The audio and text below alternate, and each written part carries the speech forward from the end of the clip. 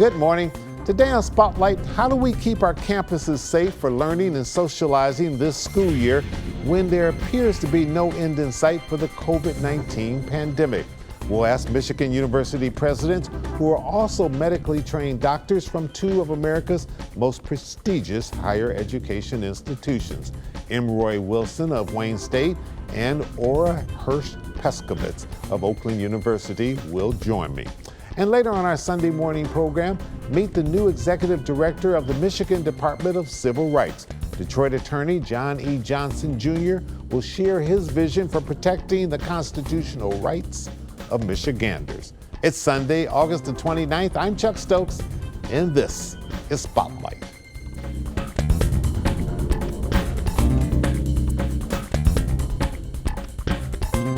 As you begin this academic year, let's start with vaccinations. What's the policy? Is it going to be something mandated, or is it something that they can decide if they want to do? I'll start with you, Dr. Wilson. Thank you, Chuck. Yes, a couple of weeks ago, we did decide to mandate vaccine. We waited as long as we could. We would have preferred that doing it after the FDA had given full approval to one of the vaccines, but we felt we needed to go ahead and mandate it because of the increased threat of the Delta variant. Our mandate is a little different than some other universities, though, in the sense that we're only mandating the vaccine for those who are going to be coming on campus. In person. Mm-hmm. In person, right. So anybody coming on campus, whether you're faculty, staff, or students, have to have a vaccine. On the other hand, we're trying to be as flexible as possible and offer as many opportunities for students and faculty to do what they need to do online if for whatever reason they are just not willing to get the vaccine. So we want to be flexible with those people. Sure. Is same situation at Oakland University, Dr. Peskovitz? Yes, and just like Dr. Wilson said, at Oakland, we waited a little bit longer to mandate for all of our students on campus. We actually mandated for our resident students very early, but we waited a little bit longer to mandate for our faculty, staff, and students on campus. We waited for the approval by the FDA for full approval for the Pfizer vaccine, but we have exactly the same mandate for on-campus faculty, staff, and students. But I would like to emphasize, and I believe that Dr. Wilson would agree with me, that we believe that the vaccine is the right approach for everyone, including those that are not coming to campus, because we believe that that is really the safest and most effective route to really tackle this Delta variant, and it is the way to approach beating this virus. Sure. Same procedure. What about mask? Because we're certainly facing a lot of controversy and a lot of pushback from people and some parents in regards to masks. What is the policy? Maybe I'll go first on that one. So we require masks indoors in every one of our facilities, and that's both for our community and anyone who is a guest in any one of our facilities, indoor facilities. Dr. Wilson? Exact same thing. Based on your medical training, are both of you absolutely convinced that these vaccines, and if you mask up as well, that this is the best course to be able to keep your campuses safe? I think that would be an unequivocal yes, and I'm sure Dr. Peskovitz would agree with that. Yes, it's really unequivocal. Millions of people around the world have already been infected with COVID.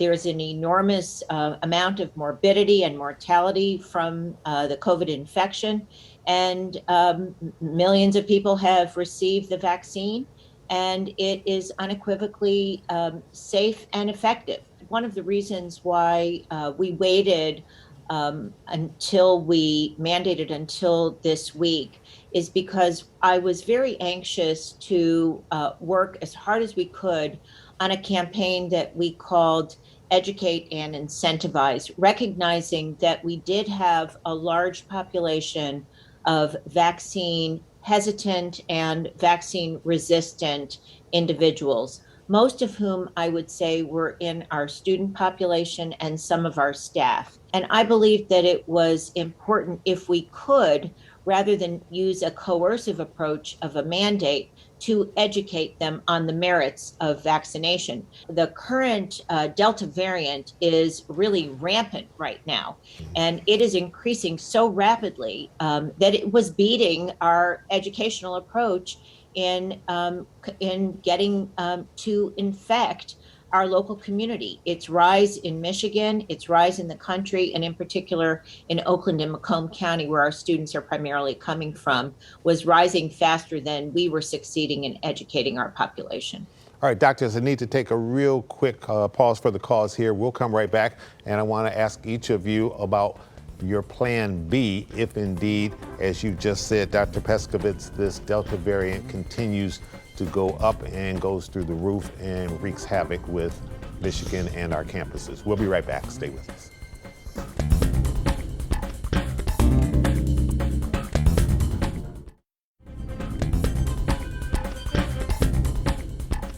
Dr. Caldoon, the Chief Medical Officer for this state, who I'm sure you both know well, has recommended masking up, and that would be good.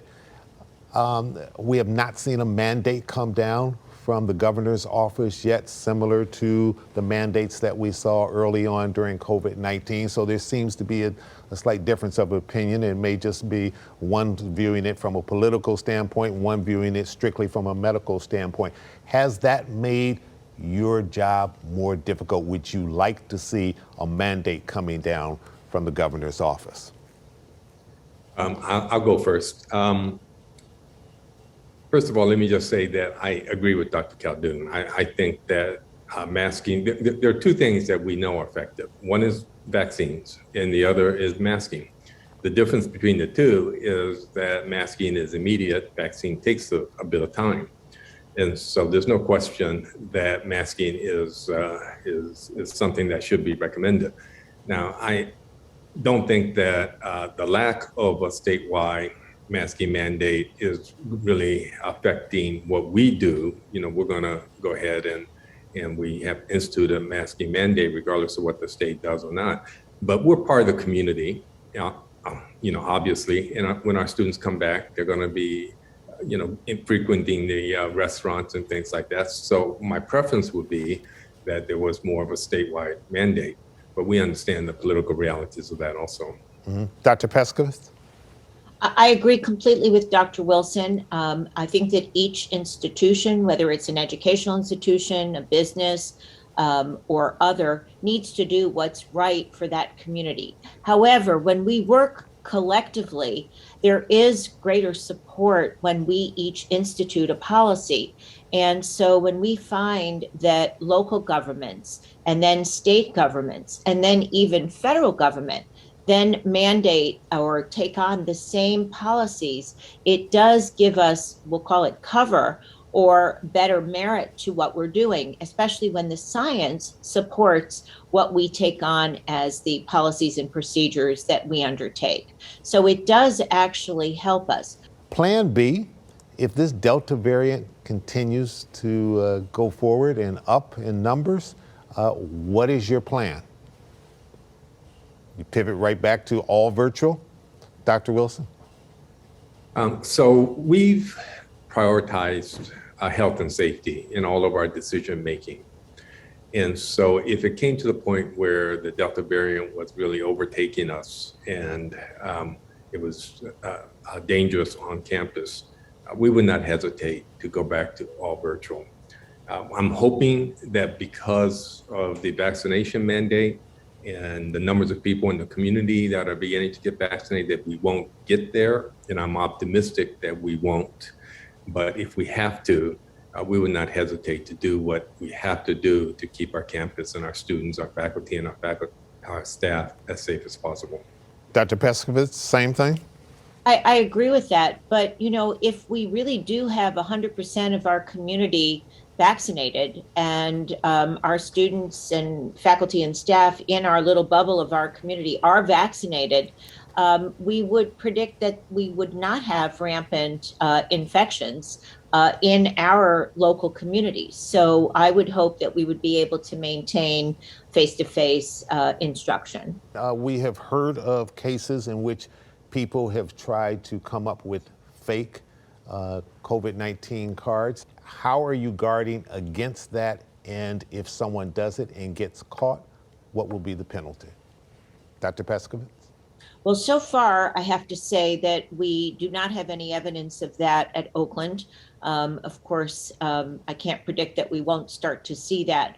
One of the things that we did implement at Oakland and we're continuing to do is to incentivize our students to upload their vaccination cards that are the required vaccination cards from whatever source to our portal. And they actually receive $100 as an incentive when they do upload their formal validated vaccine card to our portal. If we do find that they're fraudulent in any way, we have a progressive discipline plan. And eventually, whether it is faculty, staff, or students, that will eventually lead to termination. Unfortunately, there are some fake ones out there, and we've encountered some of those. As Dr. Peskovitz said, it's we have a progressive disciplinary procedure. With the students, it's a little bit easier because we have a student code of conduct, and we just use that. For faculty and staff, we have to work with our unions, and it's a little bit more complicated, but we are working with them, and we'll be able to continue to make sure that faculty and staff know that there are going to be some sort of consequence. As scientists, do you think we will ever get back to what we view as normal in terms of this health scare in our society, or is this now the new normal for the future? Dr. Wilson? Yeah, I hope that there are some things that actually don't get back to normal. And what I mean by that is that, we've become a much healthier society in terms of our health practices. For example, and Ora and I talk about this all the time, I get a cold every commencement because after shaking 3,000 or 4,000 hands, you're going to get some transmission of bacteria or virus. It's just going to happen. So twice a year in December and in May, I catch a cold or flu. That is something that we've got to stop doing, shaking hands so much. It's a convention that is so ingrained, but really has public health implications. So I think there are some things that I hope actually don't change. On the other hand, I do believe that we will get back to as near normal as pre-pandemic near normal. Sure. Dr. Peskovitz, real quick answer. I do think there's some good things from this year, like using some Zoom meetings and other things like that. And I do think that a form of COVID is here to stay, like the flu. It's going to become endemic, which means that it will be a virus that will be with us forever in some form. All right. Dr. Wilson, Dr. Peskovitz, thank you so much for joining me today on Spotlight. Stay healthy and best of luck in this academic year. And we appreciate you joining me as always. Same to you. Thank you, Chuck. Always good to see you. It's always good seeing you as well. And we'll be right back, and we'll introduce you to the new executive director of the Michigan Department of Civil Rights. Stay with us.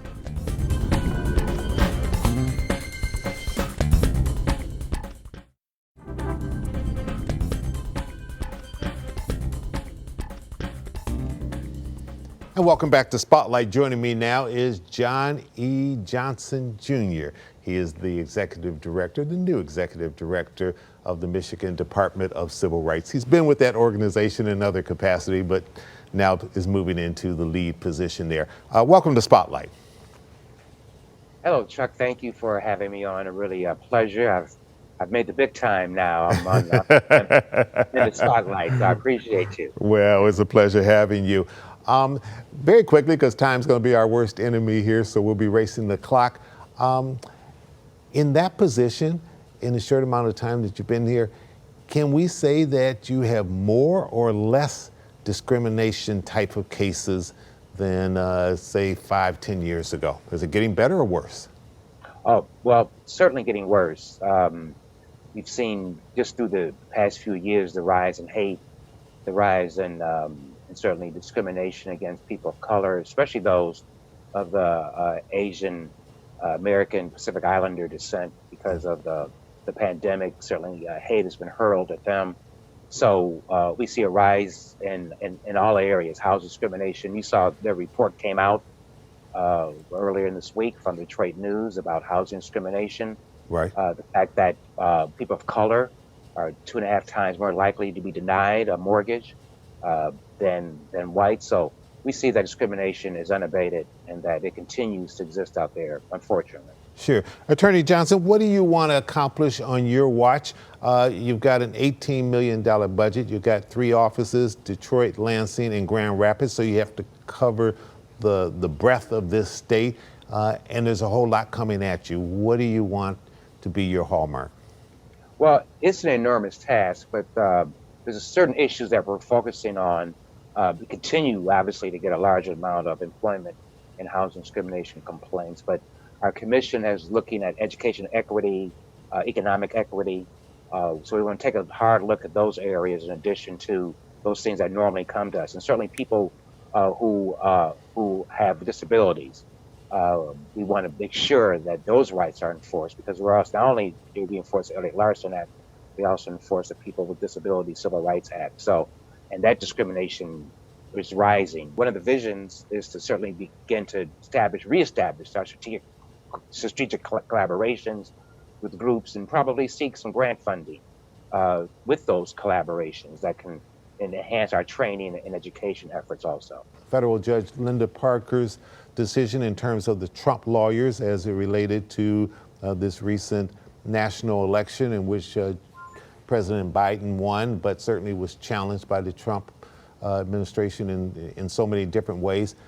Your thoughts about that ruling and what impact overall do you think that may have on what you have to do on a day-to-day basis trying to protect people's voting rights?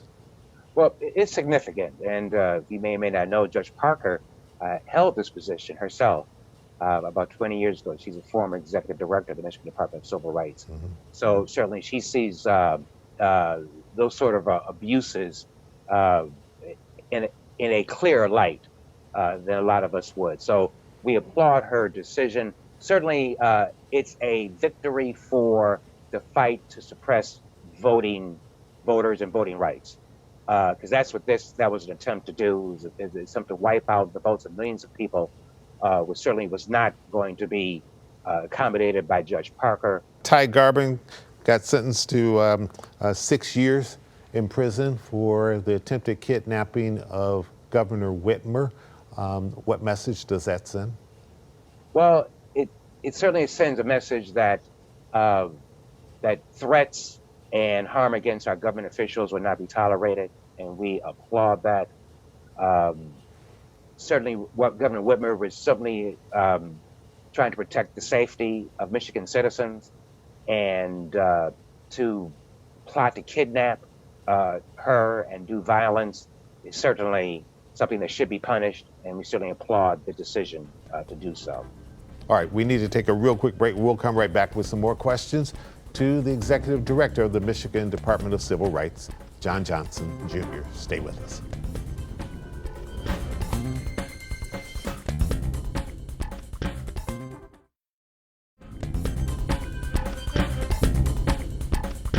If people have a complaint and feel as though they've been discriminated against in any particular area, what should they do in terms of reaching your office and trying to resolve the issue? Well, there's a couple of portals that people can use. One is certainly call us toll free. And first, I encourage everyone to visit our website. And there they'll get the information about things that we're involved in and how they can file a complaint. You can do it online through our website.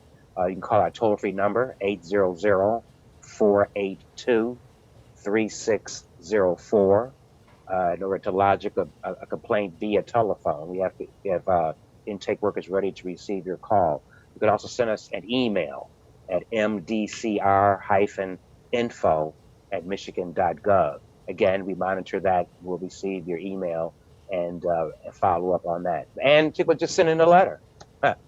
That's the old-fashioned way. We've received them that way for a long time. Yeah, Through the U.S. mail. it still works even in this virtual world. We're getting a lot of debate, whether it's before school systems, school boards, what have you, about the wearing of masks during the pandemic. A lot of people are saying they don't want to wear it, and they don't believe that they have to wear it, and that's interfering with their health and the decisions that they make about their health. Does this get into a discriminatory area that you're finding you're in a position where you may have to defend someone who takes that position? Well, certainly we'll receive any complaint that someone feels that they need to lodge in terms of that. They feel that there's been some discrimination based upon the protected areas in the Constitution. That, of course, includes a number of them: race, national origin, sex, height. So certainly, I'm not saying that it could not evolve into a civil rights issue, and we're ready to receive that and to investigate that, and then to issue our decision on that. But also, we know that the government has a right, has a certain interest in making sure that they control health and health and safety of our citizens.